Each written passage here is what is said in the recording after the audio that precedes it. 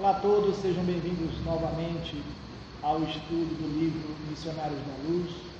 Estamos aqui reunidos para explanar para vocês o capítulo 13. Eu sou o Marco. Eu sou o César. Eu sou a Ellen. Eu sou o Antônio Carlos. E, amigos, só lembrando o capítulo 11, que o instrutor Alexandre foi solicitado por um espírito herculano para ajudar em processo de reencarnação. Eles tinham um amigo em comum chamado Segismundo, que estava com problema e precisava renascer, mas não estava conseguindo. Algo impedia a sua união com o corpo físico. E André Luiz, para que o André Luiz aprendesse, o que significava o processo de reencarnatório do capítulo 12 foi a experiência que André teve naquele departamento de planejamento de reencarnação, uma instituição na cidade de Nosso Lar, responsável para ajudar aqueles que vão renascer, vão modelar o seu corpo futuro, segundo suas necessidades de evolução e de aprendizado e de superação. Agora André Luiz passou uma semana estudando e vendo diversos casos. E no capítulo 13, que hoje nós vamos ver, é a reencarnação. Herculano fez o pedido para que ajudasse na afinização com a família dele, de Segismundo. Não é isso, doutor? Isso. Aí o Alexandre convida o André para ir até a casa, aqui na crosta, do casal que seria os pais de Segismundo. Aí eles desceram no orbe terrestre, em espiritualidade, e ao chegar aqui já encontraram o Herculano na porta esperando, né? E adentraram na casa quando estava a família, né, fazendo um lanche da tarde, já quase noite. Estava o Adelino, a Raquel e o filhinho de 3 anos, o primogênito. Sentado à parte, numa poltrona, estaria cabisbaixo o espírito de Herculano, que seria o reencarnante. Segismundo, perdão. Seria o reencarnante. Aí vai começar um processo de adesão entre o espírito que vai encarnar e o espírito que vai ser o pai. Isso. Existia uma certa intolerância de ambos. O Segismundo, que seria o reencarnante, estaria muito triste, né? Porque ele não aceitava, não era aceito pelo Adelino. E o Adelino não tinha consciência, porque estava encarnado, dos seus andamentos pretéritos que estava condicionando esse processo de reencarnação com o Segismundo. Aí começa a interferência dos irmãos, né, de Herculano, de Alexandre e do André Luiz. E eles começam um processo de falar com o Segismundo para ele levantar a cabeça, ficar mais alegre, estava muito triste.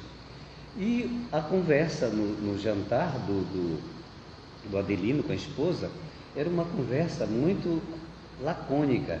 Tudo que ela falava docemente, ele respondia sim, não, talvez, muito atarefado e teria que trabalhar à noite, essas coisas. E o instrutor Alexandre observa e tenta mudar aquele comportamento assim, inadmissível do Adelino, agindo através do filho. E ele chega a colocar a sua mão em cima do coração do meninozinho. E o menino começa a fazer perguntas maravilhosas. Perguntou: por que, mamãe, que o papai está tão triste? E o pai se espantou com um garotinho de 3 anos observar uma coisa que ele estava de fato mesmo. E aí vai a conversa e ele continua colocando a mão em cima do menino. E o menino começa a fazer perguntas interessantes. Até, sabendo que o pai vai sair, vai voltar à noite, convida o pai para fazer oração juntos. Então aquilo vai demovendo daquela rigidez que estava o Adelino, e ele começa a ficar um pouco mais acessível, né? E continua assim. E ele ficou surpreso das respostas da mãe, que a mãe sempre doce e gentil, protegendo, falando para o filho que não, seu pai não está triste, ele está só preocupado com os trabalhos, meu filho. Ela sempre protegendo, para o filho não ficar chateado com o pai, para o filho não ter, porque muitas das vezes mães fazem totalmente ao contrário. O pai não está em casa, o pai não dá atenção para o filho, e aí a mãe faz o quê? O teu pai é assim mesmo, não dá atenção. Então, quer dizer, ela sempre doce, cumprindo a missão de mãe, né? Porque nós temos uma missão aqui, e é justamente essa, de educar os filhos da gente. Agora, se o pai não faz a parte dele, isso é problema dele, cabe a ele. Então, ela sempre muito doce e gentil com a criança e com o pai. Falou até da oração que a criança faz para o pai. E aquilo comoveu muito ele, não foi, doutor? E nessa noite, né, dessa parte da comoção da oração, ele foi até convidado a fazer junto, né? Isso. Aonde se deixou o ambiente do lar mais propício, né, à espiritualidade, onde estava muito ainda carregado, né, pelos erros do passado, onde Segismundo e Adelino tiveram a divergência junto com Raquel. E com a espiritualidade incluindo filhos, ele acaba baixando essa vibração tão densa que estava no lar e propiciando que Adelino aceitar a reencarnação de Segismundo. Nota-se que quando a gente fala de reencarnação, a gente imagina que seja uma coisa fácil. A gente pensa que é só reencarnar e pronto. E a gente vê que nessa história existe ressentimentos, existem dores, existem acertos íntimos necessários a se realizar. Por isso que há necessidade da espiritualidade amiga preparar e tentar afinizar todo esse processo de reencarne. Então, ela foi ao lar da família da Adelino, da Raquel, do seu filho, para harmonizar a chegada do novo espírito, que é o Segismundo, que, conforme foi colocado pelo César, já tinha feito uma atrocidade ao Adelino.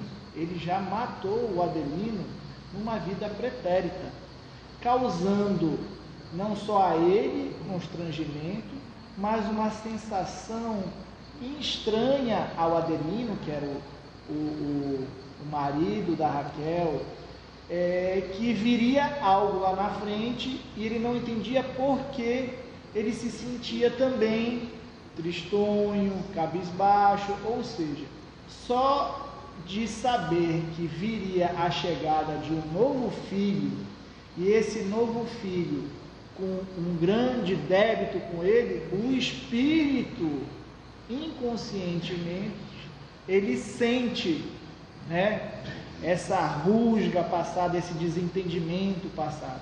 Tanto é que você pode até me ajudar, César, que Adelino às vezes ele sonhava em desdobramento e via que tinha um irmão que estendia a mão a ele, mas ele tinha um certo receio de ser recíproco em também estender a mão, que ele se sentia às vezes empurrado, assombrado. Até mesmo a sombra do passado, né? Não necessariamente o Adelino por si só tinha que reencarnar para aflorar esse sentimento. Só a presença dele no lar para fazer a harmonização dos conjuntos com os pais que iam estar recebendo esse espírito já desarmonizou todo o lar. E Segismundo ficava assim, estava entristecido, e Alexandre falou assim mesmo: vamos lá, Segismundo, equilibre-se, aproveite essa oportunidade tão divina, né? Porque ele estava julgando Adelino, quer dizer, ele já havia matado, né? Sim. Então ele não ficou, como é assim... Por remorso, ele não se sentia bem recebido, porque ele sabia e com isso o erro dele, né? E com isso ele estava triste. E aí é um momento de gratidão a Deus. Quem não terá suas provas, suas lutas, suas provas, suas lutas. Contenha-se, aproveite esse momento. Então quer dizer que muitas das vezes nós nos comportamos assim também. Nós somos às vezes juízes, às vezes nós somos chegando no supermercado, uma pessoa não está bem, aconteceu algo com ela, o filho está dodói, tá? E aí a gente já fica achando que, opa, por que ela me tratou assim? Não, então nós temos também que mudar, né? Se colocar no lugar. Foi isso que Alexandre fez com Segismundo. Os instrutores utilizaram, né, do passe, da harmonização, através da intuição, manipulando positivamente, através de energias salutares, a criança, para que a criança conseguisse reequilibrar o pai, que sentia toda a energia do reencarnante. Correto. Quantos de nós, como ele colocou, né, quando nos vimos com desafeto, a gente pode estar até com a nossa elevação lá em cima, mas quando vimos, passamos muitas vezes como o Segismundo, né? Baixamos a nossa vibração. Muito melhor a gente perdoar, seguir, né? Elevar-se, do que estar, né, baixando a nossa vibração, pensando que a gente não vai conseguir. E até mesmo pode ser, né, nosso desafeto de vidas passadas. Perfeito.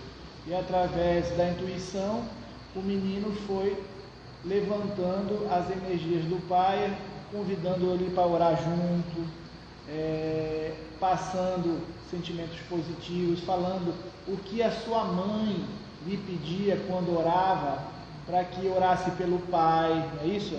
Verdade.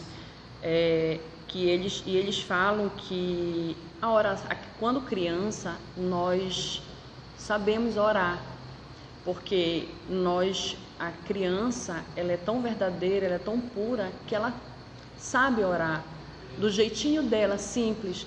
E depois que a gente cresce, que nos tornamos homens, trabalhos, os afazeres do dia a dia, e a gente se deixa levar, baixar nossa vibração, né? Às vezes a gente só pensa no material, às vezes a gente quer subir de cargo e passa por cima de um irmão, e muitas das vezes nem agradecemos, nem oramos, e nem sabemos orar. Então, que nós possamos voltar, né, com esse sentimento de fervor, né, doutor? Da oração sincera, verdadeira, que é isso que falta para a gente. E com isso, o filho do casal foi, através dessas preces, dessas orações, até mesmo convidando a família para orar junto. E com isso foi reequilibrando o Adelino, que era o seu pai, a receber o seu futuro irmão, que é o Segismundo. Então ele viria a reencarnar nessa família, mesmo que em outra ele fosse um algoz, ele vinha justamente reencarnar em família para que aquela família conseguisse se perdoar, conseguisse se entender, conseguisse resgatar os débitos passados. E assim se desvencilhar do passado, né, e conseguir caminhar rumo, né, ao progresso. Né, doutor? Outra coisa interessante, que à medida que eram feitas essas preces, o pai sentia nitidamente melhores. E no decorrer das noites, em desdobramento, eles se desligavam do corpo.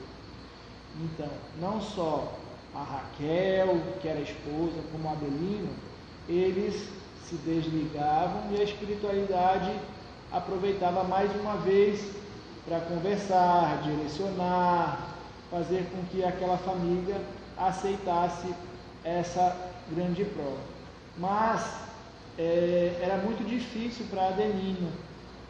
E em uma certa noite, o instrutor Alexandre se pôs na frente e se fez aparecer a Adelino em desdobramento, no qual notou a sua luz, a sua resplandecência, a sua energia salutar.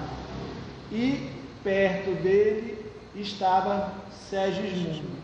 Então, a partir daí, Adelino, vendo essa energia do instrutor Alexandre, começou a aceitar mais Segismundo para um futuro reencarne. Que é o ato do perdão, né? Que aí eles falam, né, que sai aquelas lascas, aquela negatividade, né, que muitas das vezes aí, a gente... quando o Segismundo percebe a sensibilidade melhorar do Adelino, ele vai, se ajoelha, beija a mão do Adelino com uma gratidão, né, pedindo a amizade dele, né, que seria seu amigo.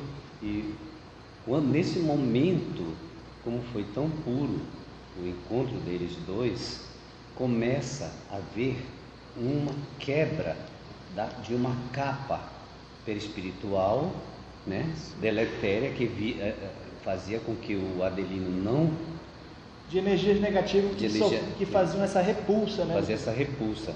Então, o perdão é importantíssimo para quebrar, né, essa couraça, né, que envolve a gente. Quando não perdoa, ficamos encouraçados de uma energia que não é salutar. Na hora que perdoa, essa energia sai e começa a rebrilhar a energia do Adelino.